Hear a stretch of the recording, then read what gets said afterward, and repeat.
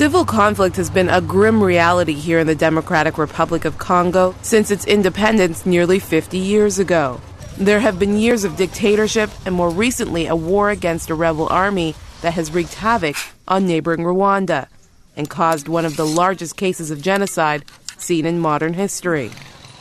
In the past decade, aid agencies have reported that many of the militia responsible for the Rwandan genocide have entered the Congo, raping and mutilating thousands, and even more have been murdered. Exact numbers are unknown. The great victims of this war have been the ordinary people.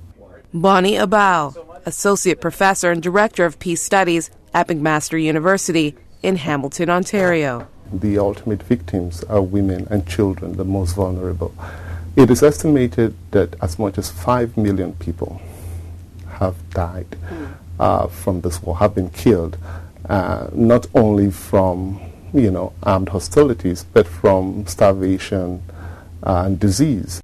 But one of the things that has made this conflict particularly vicious is the use of rape as an instrument of war. Militia groups have been known to engage in mass rapes as an instrument of intimidation, and the victims often are rural women who have absolutely no protection under these conditions.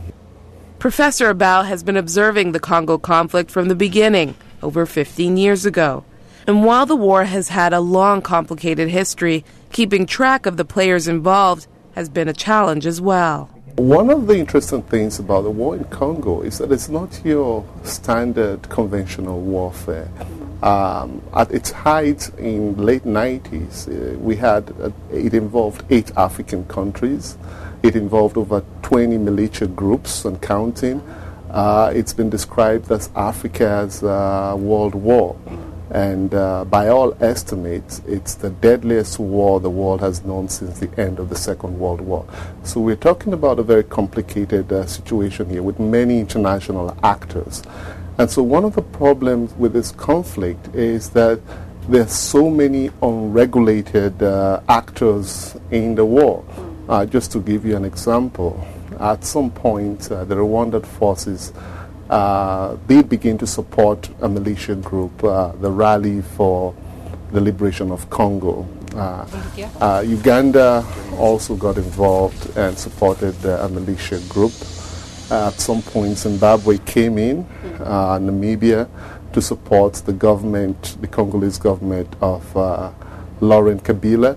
So you have this hodgepodge of militia forces, traditional vigilante groups, and so it's been very unregulated, it's been very symmetrical, and that is why I think it manifests all these complexities we have seen with this conflict.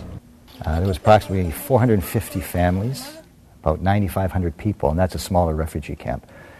He introduced us to the chief of the refugee camp, who had brought his entire village to Goma because they had to flee from the rebels. So he took us on a tour, and the conditions we saw there were inhumane, unspeakable. They live in small twig structures, some with plastic, some no plastic. In Goma, it's all volcanic rock. So they're living on top of this volcanic rock, these structures they've built, 450 families, and 24/7 they live within this compound. They're not allowed to go into the town, they can't leave. Both Terry and Pastor Kevin point out that the absence of infrastructure and government help is part of the grim picture painted in the Congo.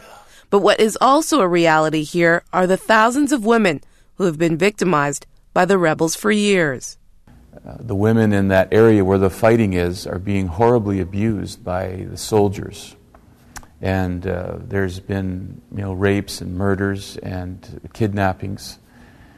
And in the city of Bukavu, there's a hospital there, which is run by Christians.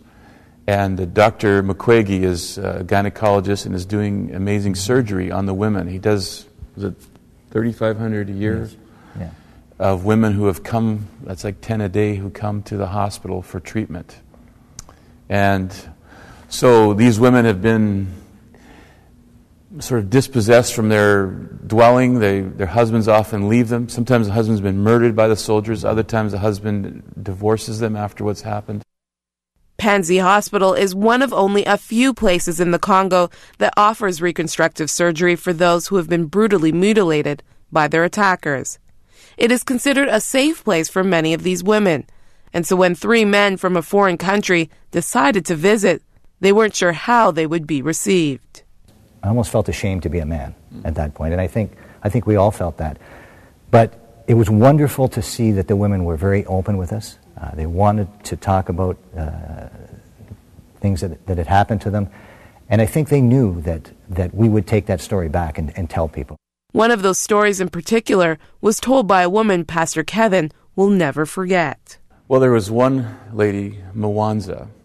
She had a couple of friends over from the village. That night, her husband was out working, and 4 soldiers burst into the home. They killed her 2 friends, and they took her, and for 5 months, she was living with them as, in the bush with them. And she said she was raped every day for 5 months. And she was able to escape.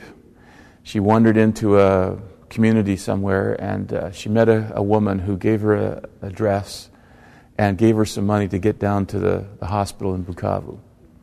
She just began to sob as she talked about what it was like to come to that hospital and feel safe for the first time in so long. By the end of their trip, they had met over 300 women, and it was clear they needed to do something to help. And with that, Salem Women's Shelter was born. The hospital